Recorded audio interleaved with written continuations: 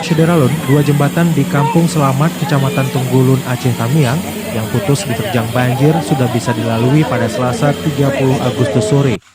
Perbaikan jembatan ini dilakukan secara gotong royong, melibatkan masyarakat dan anggota TNI Polri. Jembatan yang terletak di Dusun Tualang Niat dan Dusun Pakel ini sebelumnya ambruk akibat banjir yang melanda kawasan itu pada Senin 30 Agustus malam. Selain melibatkan masyarakat dan aparat TNI Polri, proses perbaikan ini juga melibatkan Koperasi Pena Karya Nusantara atau PKN yang mengerahkan 2 alat berat. Untuk sementara, jembatan baru yang dibangun secara darurat menggunakan batang pinang.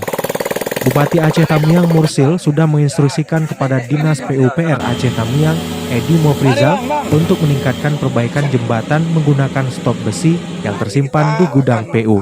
Buat jembatan darurat untuk sementara. Setelah itu nanti baru kita pikir untuk jembatan yang permanen. Dari Aceh Tamiang, Rahmat Wiguna, Serambi On TV.